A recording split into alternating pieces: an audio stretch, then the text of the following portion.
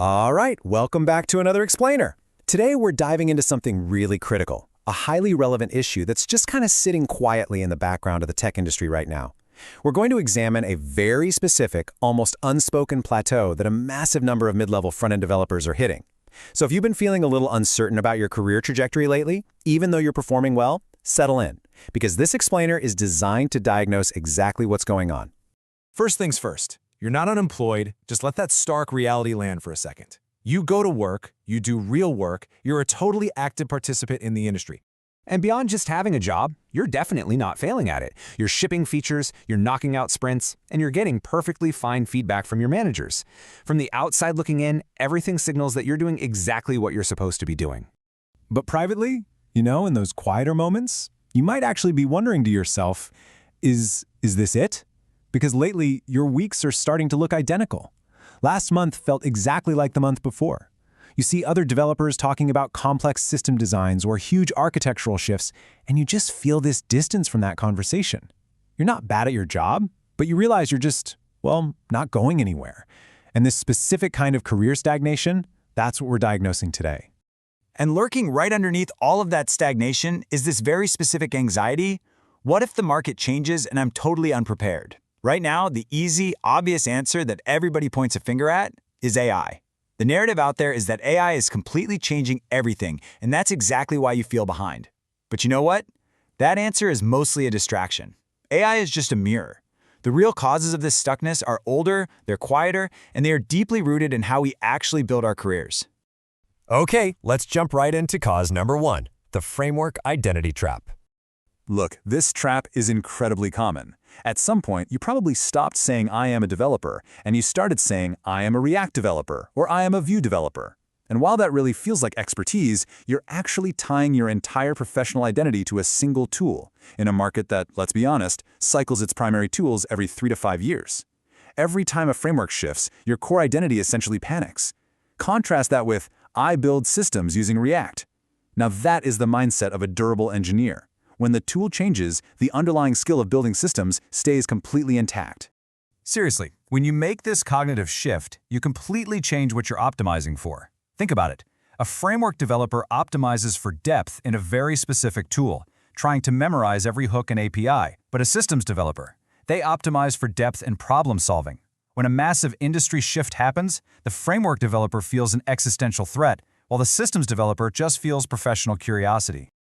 Moving right along, let's look at cause number 2, the invisible skill plateau. Now this trap is super effective because it actually feels like competence, but it's really just a cleverly disguised comfort zone. In year 1, everything is brand new, right? So growth is completely automatic. But by year 3, you know enough that discomfort basically becomes optional. And by year 4 and beyond, you enter the unnoticed plateau. The sprints shipped, the performance reviews are good, but you aren't actually growing anymore. Get this. According to the HackerRank 2025 Developer Skills Report, 40% of developers plan to leave their current jobs within a year. And the crazy part? The primary reason is not pay. It's actually a lack of meaningful growth and career challenge. Literally 4 in 10 developers are sitting in perfectly fine jobs, building absolutely nothing but time on their CVs. So there are 4 distinct patterns that keep you stuck on this plateau.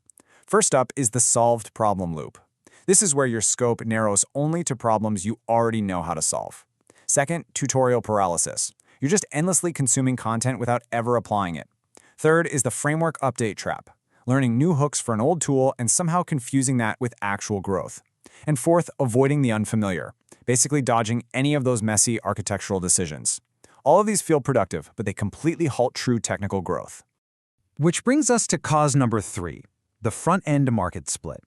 If we step back for a second and look at the external forces, the job market is quite literally bifurcating, right beneath our feet. Based on the Core 1 2026 front-end salary guide, we actually saw an 8% softening in the mid-level generalist salary band. After recent layoffs dumped a ton of mid-level talent onto the market, this band stabilized, sure, but it never fully recovered. It's really a tale of 2 careers right now. On one side of the split, you've got the generalist mid-level developer. They've got 3 to 5 years of experience, they can reliably ship features, but their output is being heavily compressed by AI. On the exact opposite side, you have the specialist senior track. These are the engineers who own complex domains, things like design systems, accessibility, or core front-end architecture. For them, demand is sky-high and offers are incredibly competitive. It's the exact same job title, but completely opposite market conditions. And that brings us to this staggering statistic. 67% of developers say AI has increased the pressure to deliver faster. Productivity expectations are just rising across the board. But here is the absolutely major takeaway. AI did not create your framework identity trap. It didn't create your skill plateau, and it definitely didn't create this market split. AI simply accelerated all of them. AI didn't break your career. It just made the existing cracks visible much, much faster. Okay, so what do we do about it? Let's talk about breaking your career plateau. To transition from a vulnerable generalist to a highly durable specialist, you need to make concrete moves. No fluff here. Step 1. Rewrite your identity. Literally, stop calling yourself a framework developer. Step 2. Seek discomfort weekly by volunteering for those really complex architectural tasks. Step 3. Own a system outcome, like performance or build quality, not just a one-off feature. Step 4. Measure your growth by judgment. And step 5, set a hard 90-day horizon to achieve a real, tangible technical goal. I really want to zero in on that fourth step for a second, judgment. You see, knowledge is just learning how to use a new tool. But judgment?